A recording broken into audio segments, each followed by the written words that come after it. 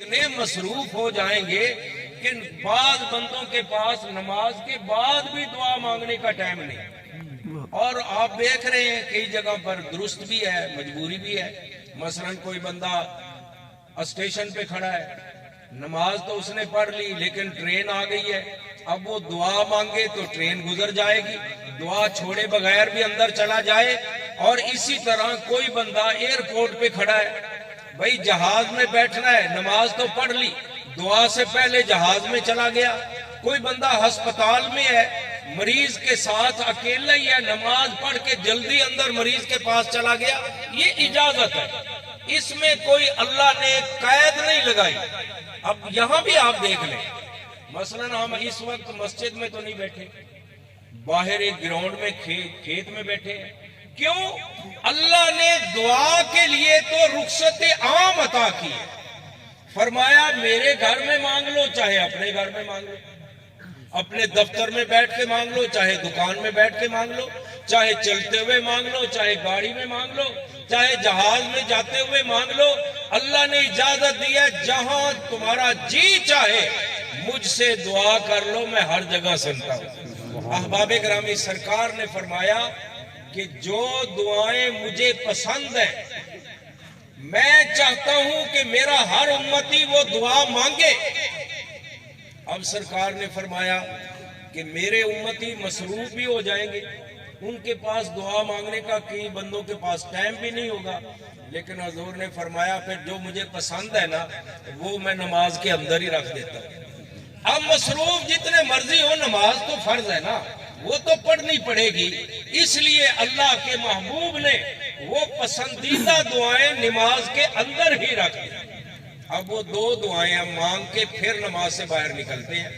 پہلی دعا ہم سارے کہتے ہیں، رب اجعلنی مقیم الصلاۃ ومن ذریتی ربنا وتقبل دعا.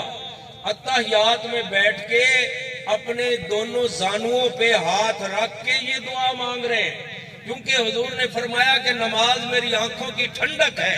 تو نماز پڑھ بھی رہے ہو تب بھی دعا مانگو کہ مولا میں نماز تو پڑھ رہا ہوں لیکن مجھے پکا نمازی بنا دے.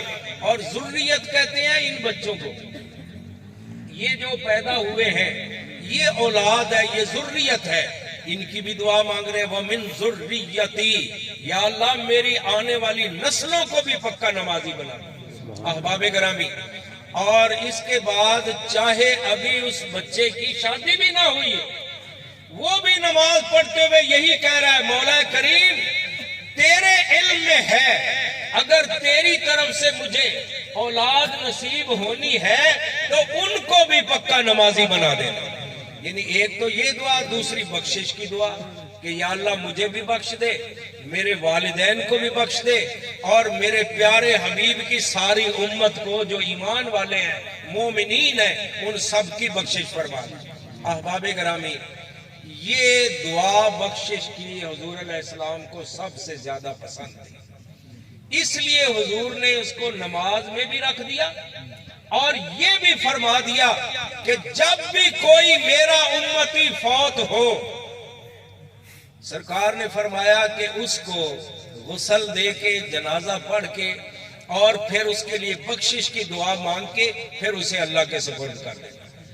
اب ہم اسی طرح کرتے ہیں، یعنی قبر میں دفنا کے دعا مانگ کے اب واپس آ جاتے ہیں، لیکن پھر بھی دعائیں مانگتے ہیں. اب بھی بیٹھے ہیں، اب بھی دعا مانگ رہے ہیں. اس سے پہلے فاتحہ خوانی کرنے کے لیے بعد میں بھی لوگ آتے رہیں گے.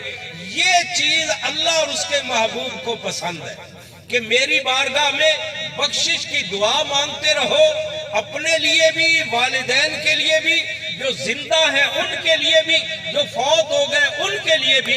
یہ ہمارے دین کا حکم ہے. لو جی، یہ تو ہے میری پہلی بات. میں نے عرض کیا ہے کہ ان محفلوں کے دو مقصد ہیں. پہلا مقصد تو یہ ہے جانے والوں کے لیے دعا کرنا. ابھی انشاءاللہ تھوڑی دیر بعد ہم سارے مل کے دعا کریں گے.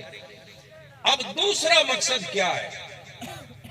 دوسرا مقصد ہے اپنے لیے غور و فکر کرنا.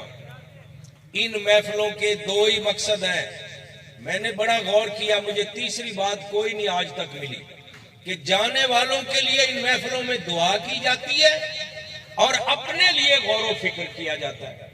بھائیو، یہ تھوڑا سا وقت میں آپ کا لے رہا ہوں، کوئی یہ نہ سمجھے کہ میں تقریر کر رہا ہوں، آپ بھی نہ سمجھے کہ ہم تقریر سن رہے ہیں، نہیں، نہ میری یہ نیت ہے نہ آپ کریں۔ نیت کیا کریں کہ بھی ہم دین کی باتیں سن رہے ہیں اور اس نیت سے سن رہے ہیں کہ اللہ ہمیں عمل کی توفیق عطا فرمائے۔ اب آپ غور فرمائیں، اللہ کریم نے فرمایا الذی خلق الموت والحیات۔ اب یہ دو ہی چیزیں ہیں ہمارے پاس، زندگی بھی ہے موت بھی ہے۔ اللہ نے فرمایا یہ تمہاری موت بھی میں نے بنائی ہے۔ خلقہ کا معنی آپ سمجھ رہے ہیں، اللہ خالق ہے اور ہر چیز اس کی مخلوق ہے۔ ہماری زندگی بھی اللہ کی مخلوق ہے، ہماری جو حیات ہے اور ہماری موت ہے، یہ دونوں چیزیں اللہ کی مخلوق ہیں۔ لیکن اب ترتیب پہ ذرا غور فرمائیں، حالانکہ ہماری پہلے زندگی ہے بعد میں موت ہے، لیکن اللہ نے فرمایا الذی خلق الموت والحیات، اس نے پہلے موت کا ذکر کیا پھر زندگی کا، جبکہ ہماری ترتیب اس طرح ہے